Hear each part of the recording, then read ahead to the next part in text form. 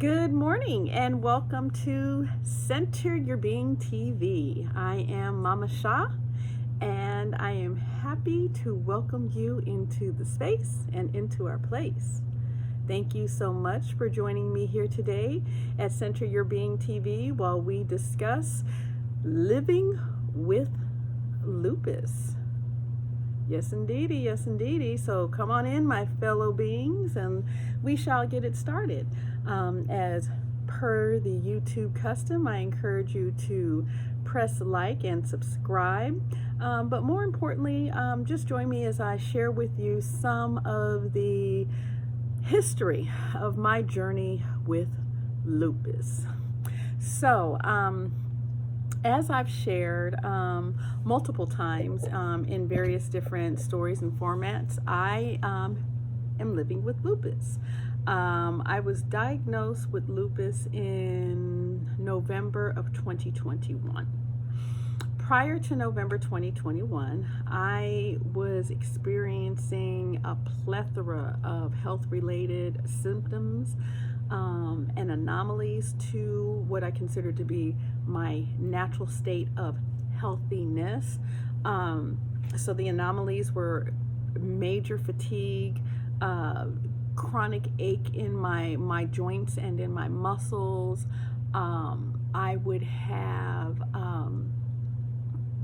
tremors and shakes, like I could be standing or, and my hand would just shake. It was like the weirdest thing. So I had these nervous tics and I had muscle spasms. I had some cognitive issues. I was really challenged around vocabulary as somebody who has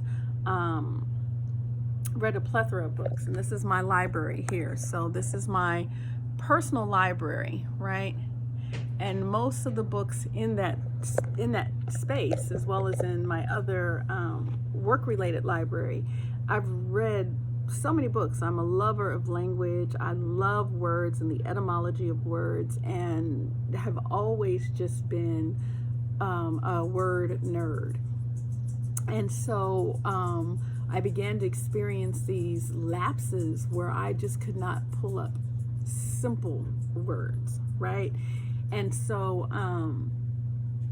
one of the things I noticed, for example, as I've been working as a consultant over the past few years, my brain will just slow down and I'll be looking for a simple word like extrapolate. And for some reason, my mind would not be able to pull the word out of memory. And if it was right there, my brain would just be so fuzzy on the phonics of the word. Like, I can't explain it. It was just like a brain fog. I guess that's the best way to describe it. And so I had the brain fog. I was having issues related to my heart. I think I shared in my post the other day that I had a mild angina in 2017. However, prior to that, for about a 5-year period, I was struggling with numbness in my left arm, pain in my left elbow and left shoulder. My left hand would go completely numb and or feel like there were fire pricks and tingles all through my hand all throughout the day. And so this was going on for, like I said, about a 5 to 7 year period. I think I started noticing my health declining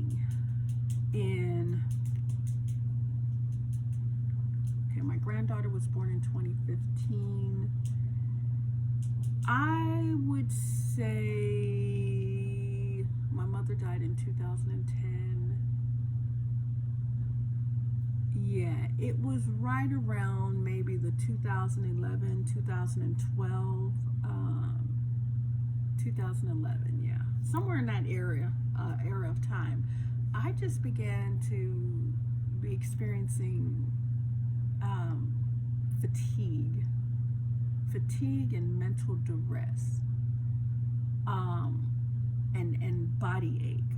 unlike anything I had experienced before. And at this stage in my life, I was in my early 40s. And so, you know, certainly not what I would consider to be an older person. Not that I'm existing with any ageism. I'm just saying I consider myself to be young, vital, and healthy, right? And so, but I was experiencing these anomalies, and what I thought they were was just stress. Like, I was stressed out. I had a child's father who had passed, so I knew I was still dealing with some grieving around that. Prior to that, in 2005, my mother had suffered the aneurysm.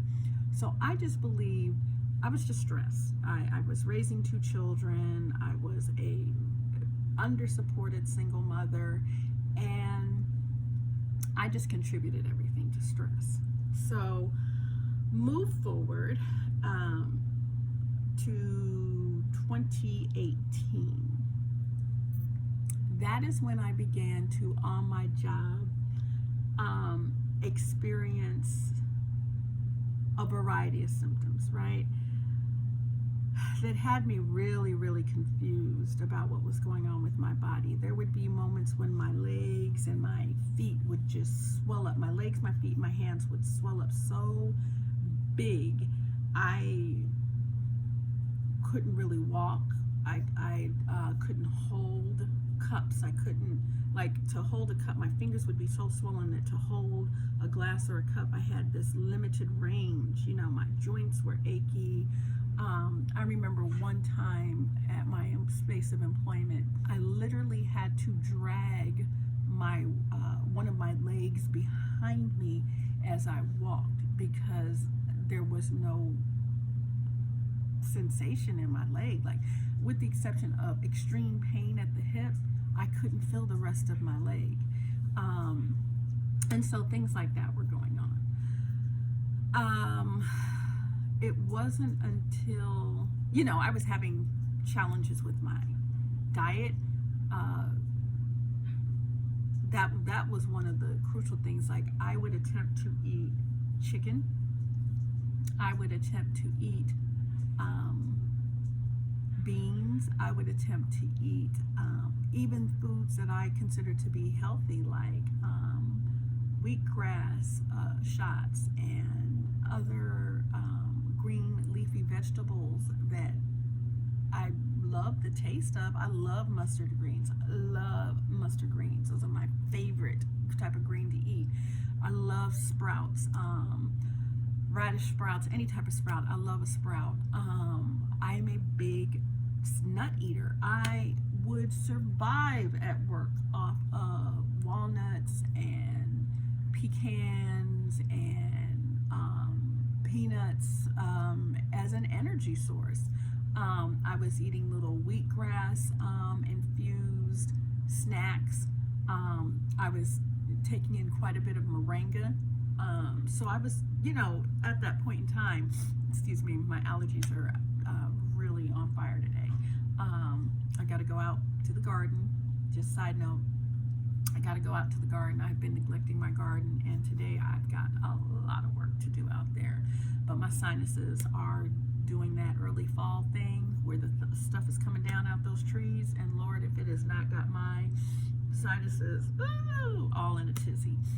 But anyway, and so I was having these complications with my digestion, and what would happen is I would eat something and I would experience the worst pain. I'm talking about I would not be able to breathe. My abdomen and my colon would swell up so large you would think that I was pregnant. And in fact, from 2019 until 2021, when I got diagnosed and figured out what was going on, my stomach looked like I was about 6-7 months pregnant. It just used to protrude from my clothing. Like I said, at the time I was working at a natural food store, so I was the face and the representation of wellness within this institution. Myself and my other colleagues that worked in the department basically I was beginning to present as absolutely unhealthy. I've got some dark circles now under the eye, but there was a point in time when I looked like a raccoon. Literally, like all this was dark, all above the eye was dark. I would have these rashes on my cheeks, like a rosacea, whenever I would get especially tired, or if there was any stress, I would get these rosy cheeks. My skin started to just have all types of issues. Like my skin would flake. It was almost like eczema, but not quite, because it felt like there was fur literally on my skin. So it was like a flaky surface, but furry at the same time. It was crazy. So these were the things that my body was presenting with, and I'm doing my investigative study. I'm reading books. I'm trying to diagnose myself. Which let me be very clear: I am not a doctor. I am not a trained medical professional. I am trained and licensed massage therapist, and yes, I had to spend quite a large amount of time in my area of study dealing with the body, the pathology of disease, anatomy, physiology, everything connected to the body, right? And so I did have training. However, I am not a medical professional. I am what is considered in the allied health arena with bodywork therapy. And so I was always clear to stay in my purview. I was not trying to necessarily diagnose myself. I was trying to figure out what was going on with my body and my symptoms, and just kind of gain some sense of my reality. And so anyway, I was doing my research, I was doing my investigation, but the one thing I was not doing was going to the doctor. So I think I had shared that I had a really rough experience with my second child when I birthed my second child. I had him here in the city that I currently live in, which is Atlanta, Georgia. And I had him at a hospital, which I will not name at this time, but I did not have a pleasurable experience in this institution. In fact, my son was born breech, and there was no medical professional available that knew how to turn the baby. Even though I had moved through the space of my pregnancy with a midwife and had indicated on my registration at the hospital that I would prefer that a midwife be my attendant at my birth. When you get to the hospital, you are beholden to whomever is on duty, whoever's on call at the time. And the person that was on call at the time, I can't even tell you who and what they were. I really do not remember. But I can tell you that they were not down with me and I was not down with them, meaning they were not respecting my wishes, and so therefore I felt completely vulnerable and powerless in the situation of having my own child. Now, it was a very different experience than when I had my first child. I had my first child at a birthing center, surrounded by midwives and family.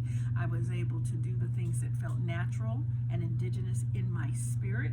I was able to stand during my delivery and rock and use other materials and other tools to bring the baby down, to comfort myself in the labor process.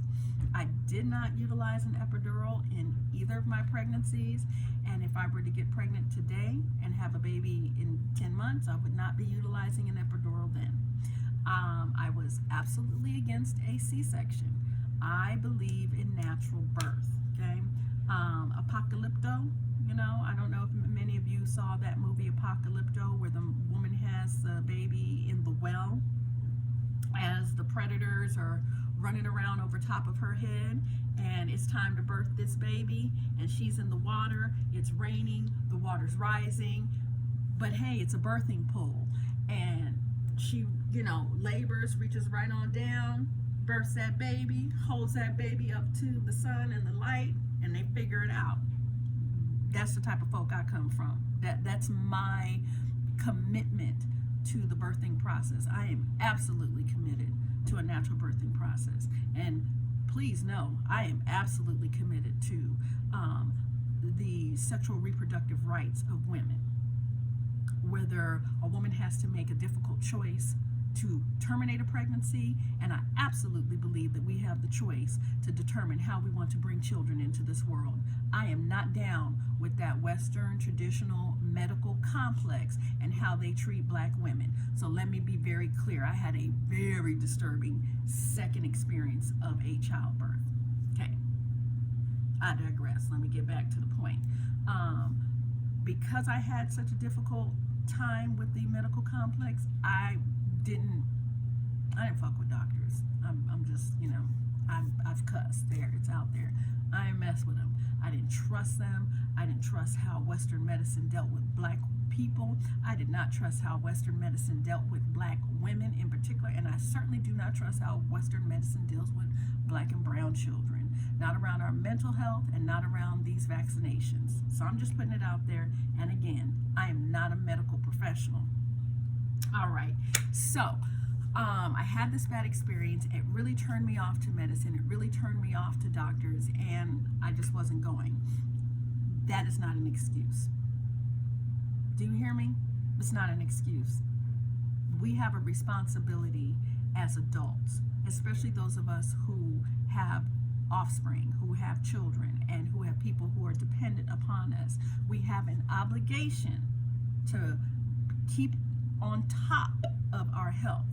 And what I mean by that is we have an obligation to seek out and find a medical professional that we can have a relationship with. And I'm not going to pretend like in this Western traditional medical complex that is an easy task. It is not the easiest task, but it is our responsibility. And because we have medicine and medical service so readily available to us, it is our responsibility to really move through those systems and find the right medical professional and practitioner for us as an individual. And I can promise you they are out there.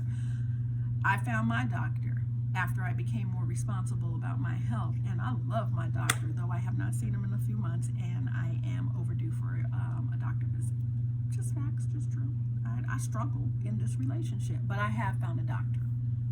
Okay, I just wanted to put that out there. Well, sidebar, but an important sidebar. It is important for us as women of color. It is important for us as women who are mothers. It is important for us as a community of color.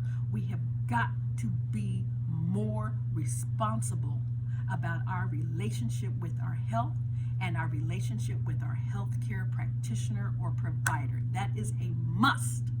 Our survival depends on it. I don't play with that because of what I've been through. All right. So I wasn't seeing a doctor. I was trying to figure stuff out on my own.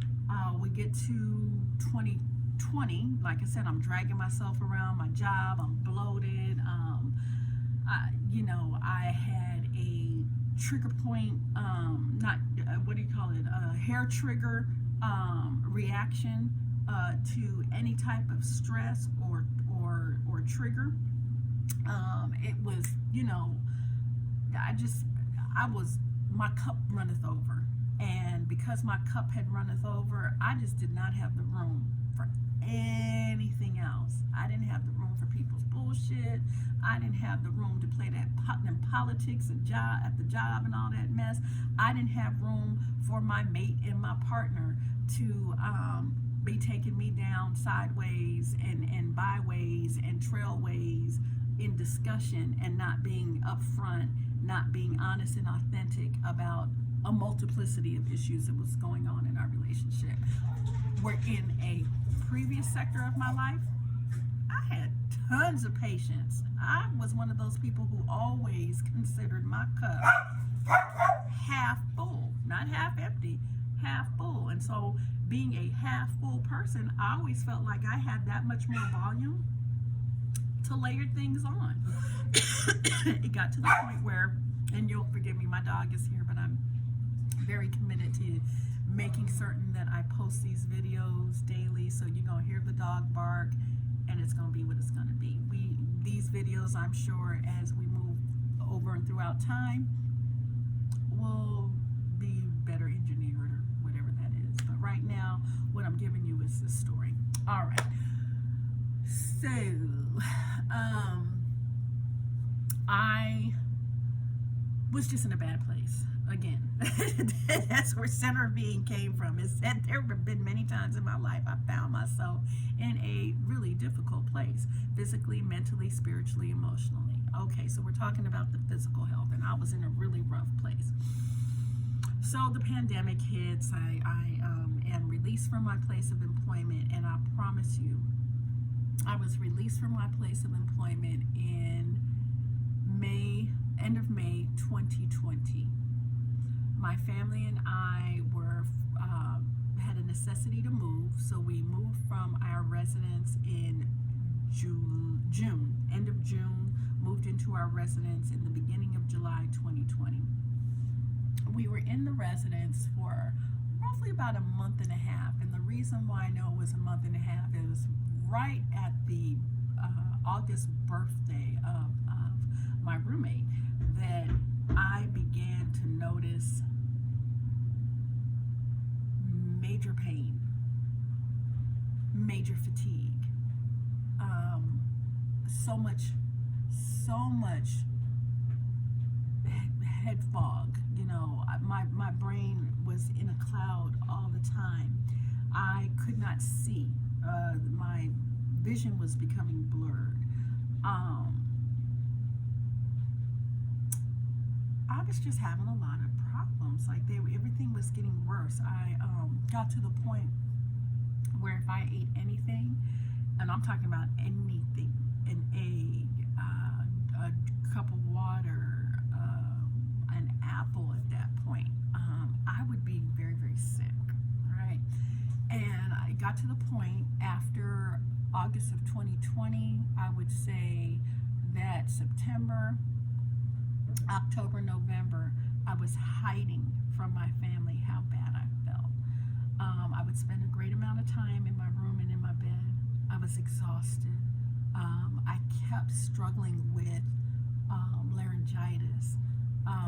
My vocal cords, my voice box would just close down.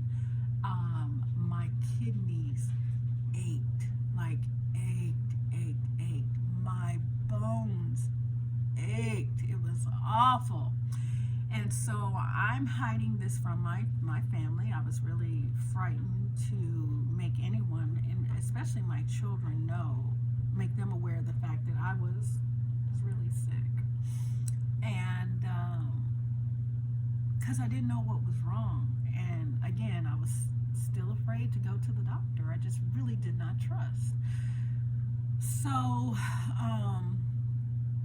finally the year comes to an end, and we move into January of 2021. So my birthday's in January.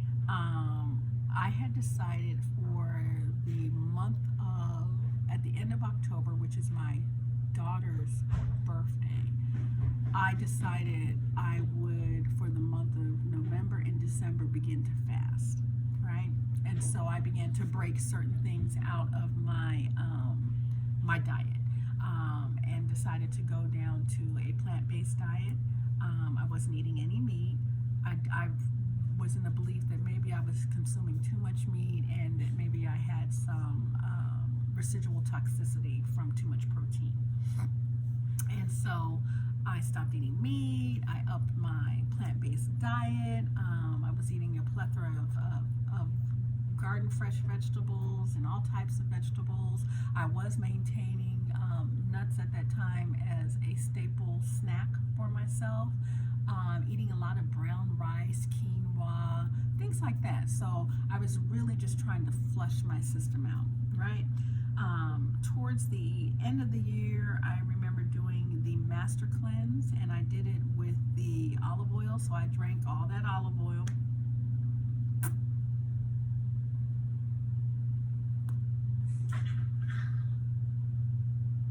This is just me remembering what it was like to drink that olive oil.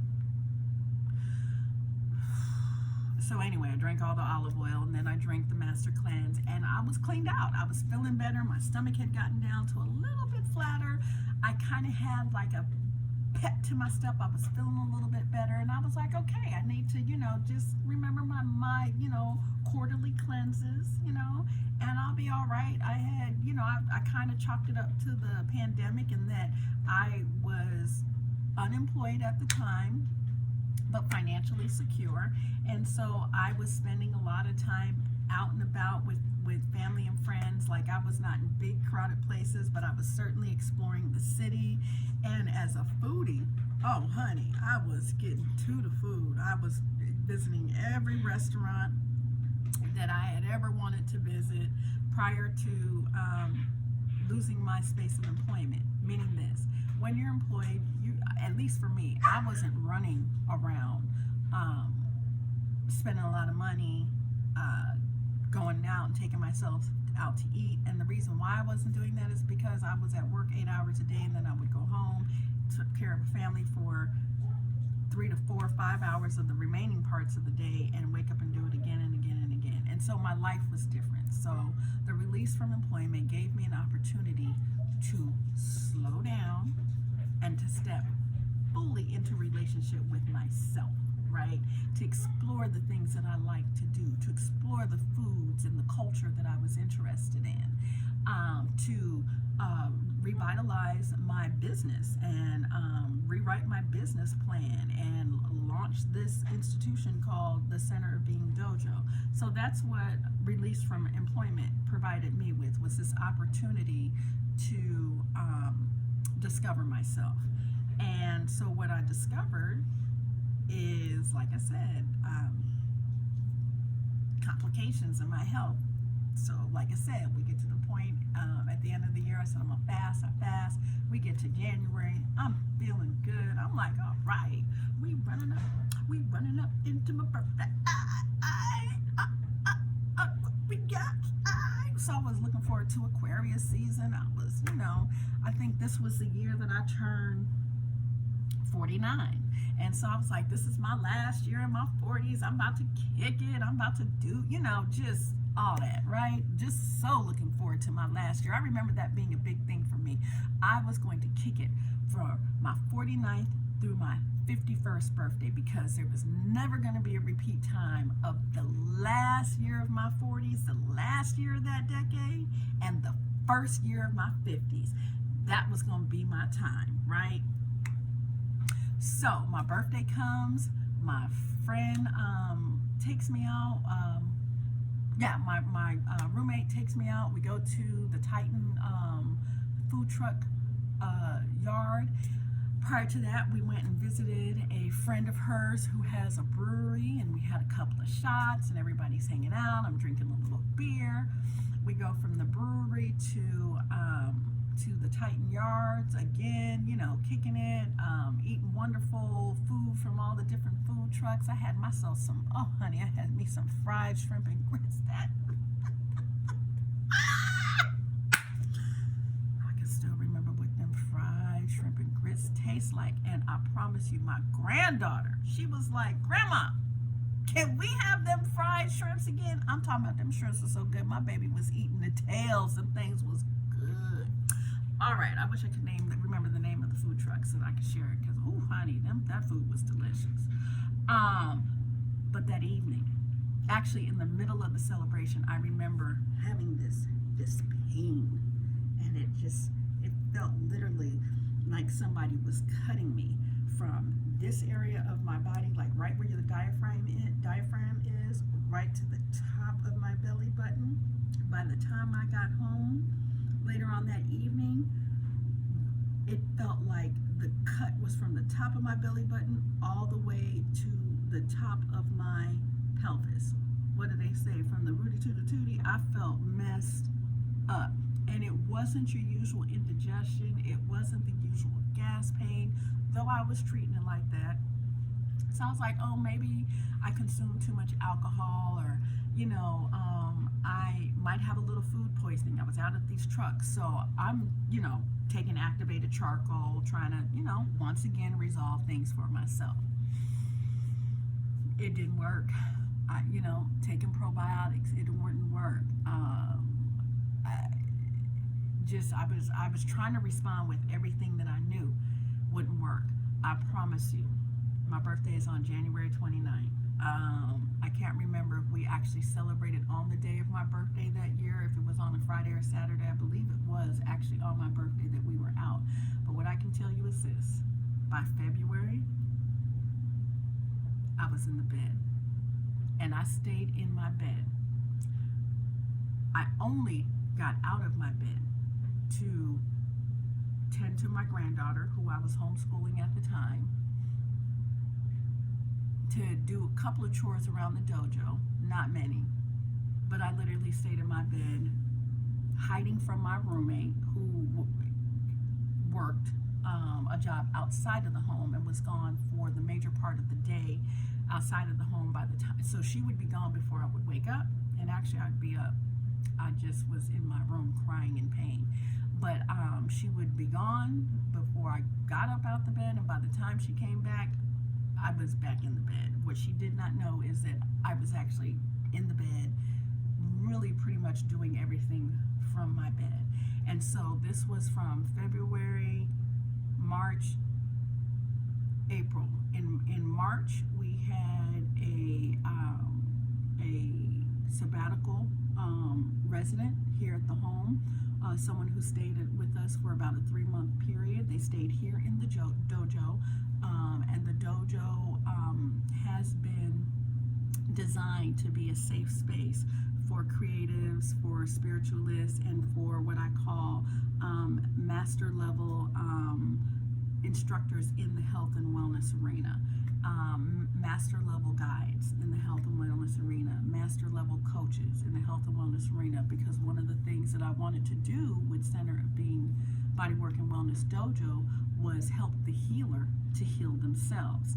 And so I was hosting a guest, I was running a homeschool, I was launching a business, I was building a garden and grounds for the dojo. I was doing all the physical work myself, and my health was declining. And I'm literally able to get out of the bed for maybe 20-30 minutes at a time before I had to retreat back to my bed or to a place where I had to sit down, and literally I would be like, many times I thought I had COVID. I had to go, be checked for COVID. They were like, no, you don't have COVID. It wasn't coming up COVID. I could not breathe. I could not move. My body was filled with so much pain and inflammation. So this was from, like I said, February, March, April, May, okay? Just in the worst of condition. So the school year comes to an end. Now I'm in a space of my home where my roommate is home, during the summer. My roommate was going to be home, her children were going to be home, and there were going to be more witnesses to this trauma that was happening to me. And I was A, embarrassed, and I'm just being real, I was embarrassed, and then B, I was scared. I just really didn't know what was happening. And so during that time, I began to reach out to my relatives about my children, right? I told my brother, I'm not doing well. I'm not sure what's going on. I might get a little emotional because this was a hard time. Hold on. I thought I was going to die.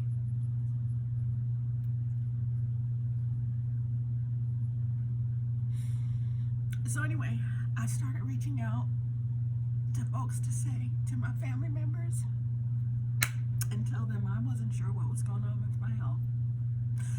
Started to share with folks that I had the heart attack and that I was really worried about my health. And we needed to start making arrangements for my children just in case I didn't make it.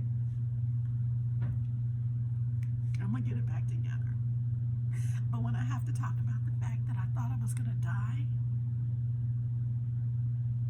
and my children would not have a mother. That shit was so hard.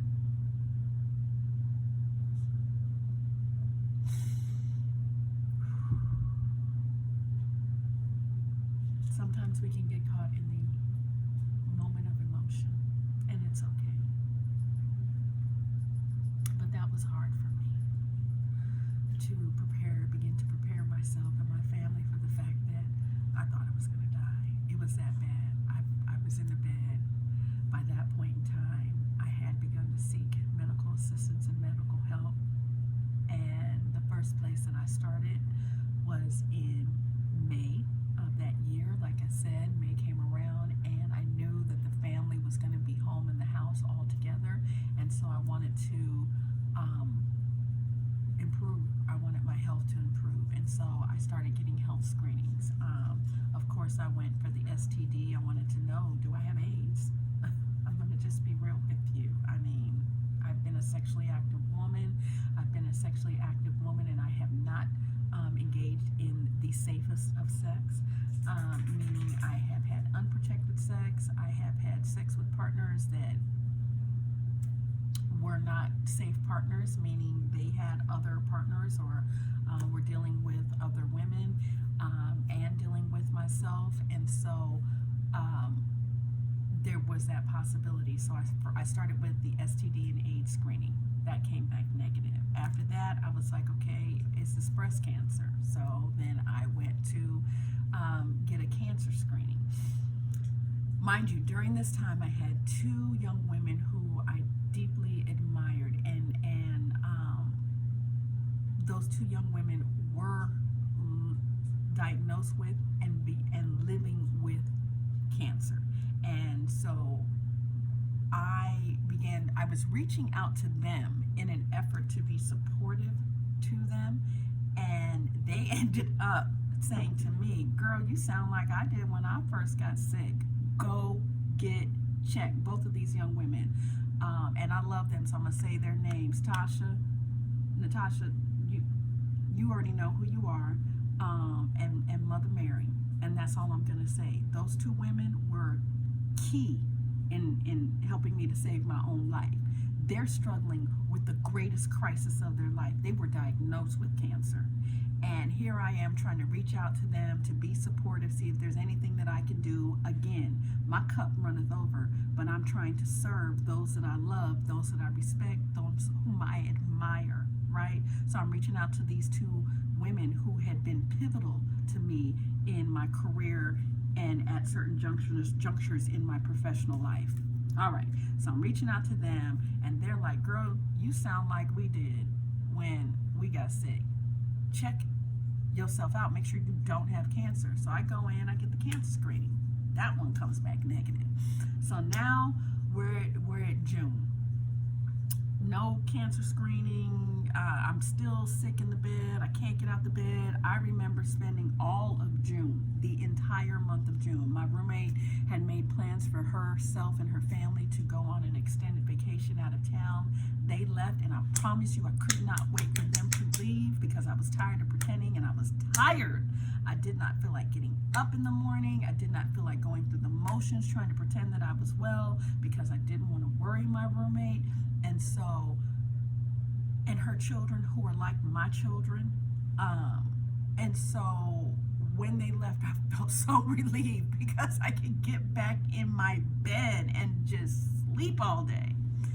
And so I get back in the bed, and then my son approached me, and he was like, Mom, what's going on? He was like, you're not yourself. Now, why I thought that my son, my children, my daughter and I were estranged at the time. We were in a really difficult place, so I wasn't really talking to her. But my son was dependent at the time and was at home in the house with me, as was my granddaughter. So he's noticing that I'm not getting up to homeschool. I was homeschooling him at the time. I'm not getting up to homeschool. I'm not doing much of anything. I wasn't tending to the dojo. Plants are dying. The garden is overrun. He was like, Mom, what's going on? And I was like, I'm really, really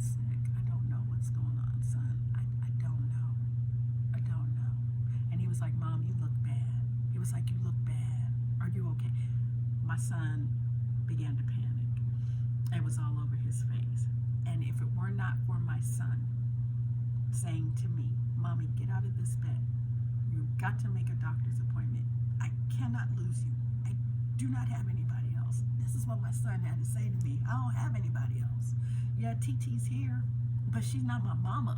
I need you. I need you to be all right. I don't have daddy. I need you to be all right. So I was like, girl, get your shit together. Let's go ahead on. Whatever this thing is going on with you and these doctors, you're going to have to just find you a doctor and figure out what's going on. So I signed up for the healthcare marketplace. I had been paying on an insurance, or I had found an insurance provider. It just all happened around this time. I guess the open enrollment period was maybe around this time or a little bit before. So I find myself a plan, but I had not yet picked a doctor. They assigned me a primary. So then when I look at the primary, where he's located, and I look up his resume and his bio, you are exactly who I don't want to deal with. You are that Western traditional medical complex. I'm going to get up in there and you're going to start gaslighting me and telling me things are in my head and it's this, it's that, and we're not doing that. So I began to research the providers that were available within this, what do they call it, in the plan.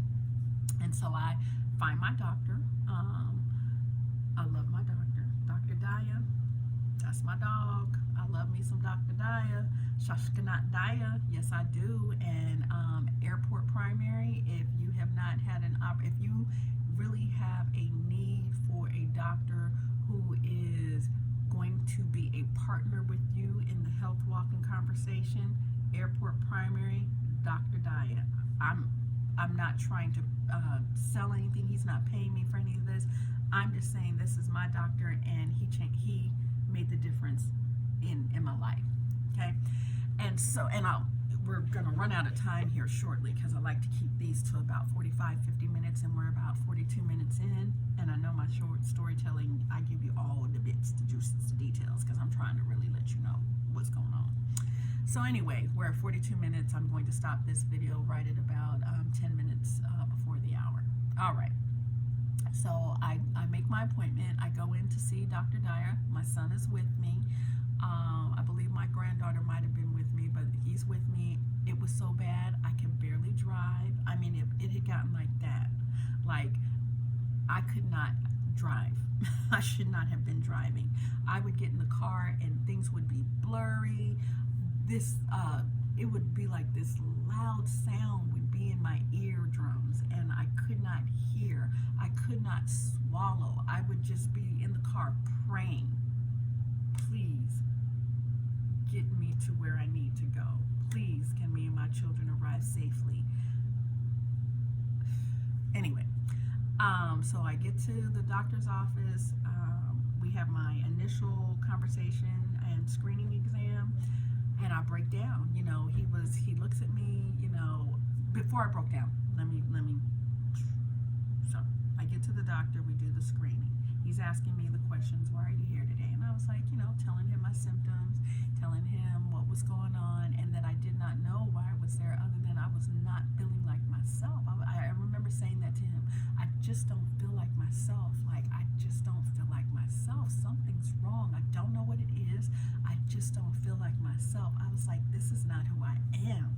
So, you know, he looks at me, he looks at my stomach. My stomach, like I said, was bloated, and, you know, would have these periods of where I could honestly look like I was 10 months pregnant. Yes, I did say 10 months, because I carried my babies for 10 months, but I could look like I was a year pregnant, honey. And so he was like, well, you know, you got some, you know, some weight on you. I think at the time that I went into the doctor, I was right at about 170 pounds, 168, somewhere around there. So 170 when you round it off. I'm 5'4", so I'm 30 pounds away from 200 pounds. My blood pressure, he said, was shooting through the roof. My blood pressure was so high. I can't remember what it was, but he was like, your blood pressure is dangerously high. And so he was like, well, one of the things that we want to, you know, first is just address this weight and address the blood pressure. So he gave me some directives to engage in until the next visit. I remember leaving, as I was leaving that office, I turned to the doctor and I broke down. And I just started to cry because I had to go out to my son and tell my son I didn't know what was wrong and still be feeling bad, knowing that when I got in that car, my vision was going to blur up. I was going to be praying myself home, and above and beyond that, when I got home, I knew I was getting in that bed and I was going to stay in that bed. So I broke down, and the doctor looked at me and he was like, "Miss Coleman, come back." And he was like, "What's really going on?" And I tried to explain to him again, and he said, "Okay." He said, "I don't know what's going on with you." And he said, "This is just your initial consultation, your first visit." He said, "But this is what we're going to do." He was like, "I'm going to make an appointment for you for 2 weeks. Or not 2 weeks, next week. I want you to come in next week, and I want you to come in on this day. And on this particular day, we have our lab tech in, and we're going to go ahead on and put you through some rounds of blood work." He said, "And so what I'm going to do is test you for a variety of different things, and we're going to see what comes up in the result." He said, "Because and this is at the time, he said, right now, I just believe that you're hypertensive and you're overweight." And he was like, "So that's where I want you to primarily focus on this next week." He said, "I want you to go pick up this prescription." I think I had to go pick up a prescription for blood pressure medicine. And he gave me some diet cues and really wanted me to start exercising. And I kept telling him, "I'm too tired to exercise. Like, I'm just exhausted all the time." And so he said, "Okay, we'll do what you can and then come back in and we'll take it from there." So I go back in a week. We do the blood testing, and it takes about, I don't think I got the results of my blood test until July, like middle of July. Excuse me, after my roommate comes back from her vacation. And my resident who was here at the dojo moves on. So she's back, resident has moved on, there's less pressure on me here in the dojo, and it's time to get the result of the blood work. Come to find out, I had so many allergies that registered on that blood test. So the first thing he did was do an allergy screening on me. Come to find out, I was allergic to 80% of the food in the food mapping system. Like, literally, I'm allergic to nightshades and nuts and brown rice and legumes. And I couldn't eat beans. I can't do grassy greens, so I couldn't do the mustards that I was doing. I was allergic to wheatgrass. I was allergic to dairy. I was allergic to soy. Mind you, I am a Chinese food eater. I believe you get some hot and sour soup into you and that is medicine. So I was allergic to sesame. I'm allergic to soy. I was allergic to whitefish. I was allergic to shellfish. I mean, it was everything that I was consuming, everything during my, pandemic-free days, everything that I had eaten on my birthday, everything that I had been eating at the health food store for the 3 years that I worked there, everything that I had been consuming for the past 10 years as a part of my healthy diet, I was allergic to. Do you hear me? Allergic. And so that was part one of living with lupus, right? I found out that I had all of these major allergies. I was allergic to my environment. I had living in my home at the time, 2 cats, 2 dogs. I was allergic to the cats and the dogs. The dojo was designed in the basement of our home. I was allergic to the basement. There were some mold issues in the basement, so we had to get that fixed. So everything literally in my environment, my doctor was was like, your environment is killing you. And he was like, and he said it just like that. He said, your environment is killing you. He's like, where do you live? He was like, are you home? He asked me, are you homeless? And I'm not at all. My home is beautiful. But he was like, are you homeless? Just trying to figure out what type of living condition I was in, right? So I'm allergic to my environment. I'm allergic to the foods and the beverages that I'm consuming. And he even said, you may have an intolerance for people. He said at this point in time, he said, are you in any therapy? And I was like, no, but I don't mind being in therapy. And he said he thought that might be very good for me, because every time I came to his office, the first time in this, I'm just crying. I'm just an emotional wreck. I just don't know what's going on. It's a very emotional experience for me. And he was like, all right, so we at least know that this is going on. And he was like, what I'm going to encourage you to do is, that's when he prescribed. He was like, I need you to go pick up this set of prescriptions. He was like, I'm going to give you something for your blood pressure. He was like, your cholesterol is extremely high. He was like, you're suffering from many allergies. He was like, something came up about what was going on in my lungs. And he said, that's what it was. He was like, and I just need to let you know that you have EBV. And I was like, what's EBV? And he was like, Epstein-Barr virus. What? What? A form of herpes. Huh? What? He was like, look, more people than you know are living with herpes. There's very strands and forms of herpes, and I don't want to go into all that right now, but he tells me that I've got Epstein-Barr and shingles. And mono. So all of this is going on at one time. So he gives me all of these prescriptions. I'm like, it was like 12 pills I had to take a day for like 3 or 4 months. And so that is the beginning of finding out what was wrong with me. So I go on the meds, and he's like, okay, I want you to go on the meds, and then we're going to have you come back in about a month, and we're going to see where you're at. So I go on the meds, and so this is in July, end of July, early August that I go on the meds. And so he has me come back in September, I believe. So I go back in September, we take another test, and he's like, he was like, Miss Coleman, I was really expecting that these medications would really reduce his viral load. He's like, your viral load is not reducing.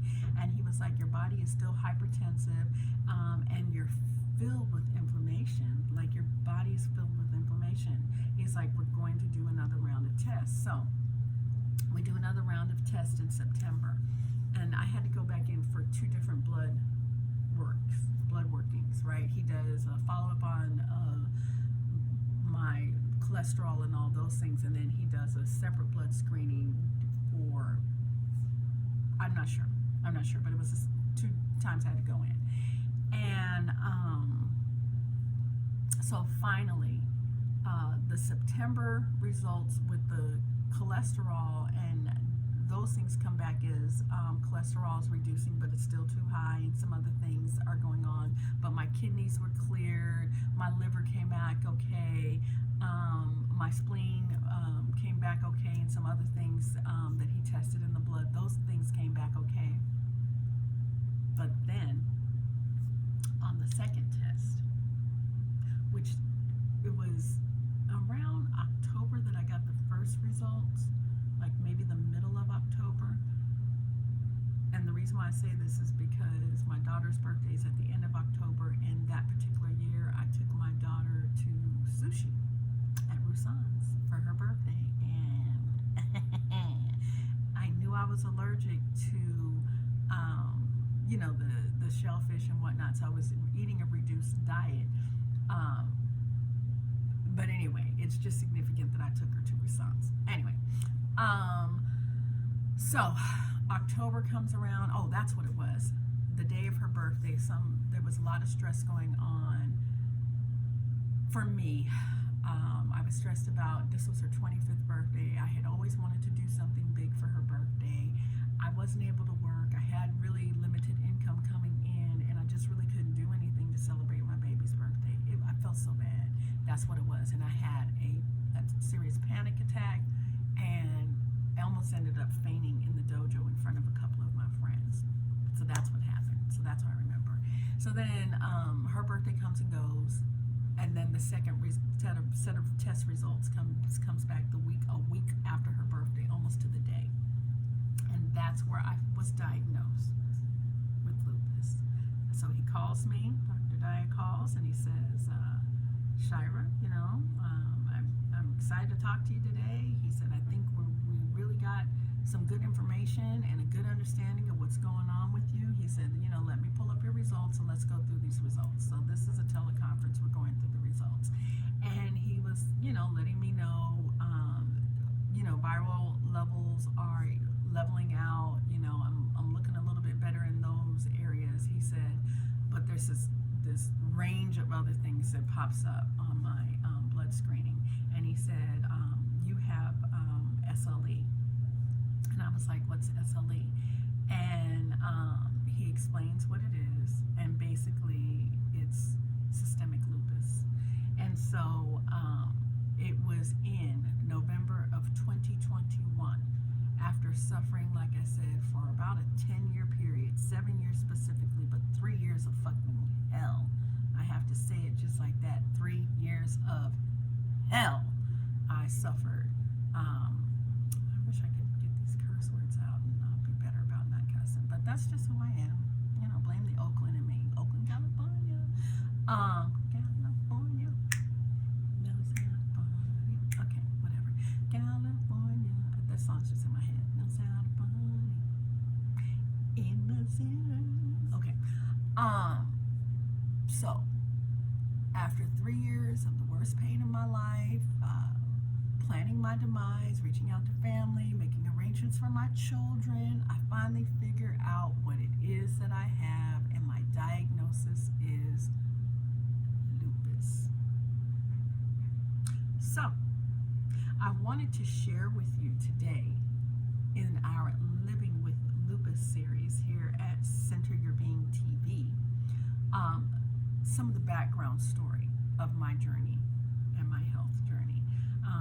I'll share a little bit more about my childhood and how I put some things together after realizing I was diagnosed with lupus as an adult. And we'll do part 2, which is how I began to recover my life after having my diagnosis. Because once you have information is power, knowledge is power. And with that knowledge, I was able to resurrect my health. All right. So once again, I had to go in to the center of my being to center my being. You hear? And so I thank you so much for joining me today. I hope that this installment of Center Your Being TV has been informative and entertaining. Please remember to like and subscribe. Everything shared on this channel is my experience and, of course, my opinion, but most importantly, my testimony. This is my story. It has happened to me, and because it has happened to me and I'm so willing to share with you here today, I'm hoping to impact lives and make a true difference. Thank you for joining me here today on Center Your Being TV for the Living with Lupus installment. Have a blessed day, my fellow beings.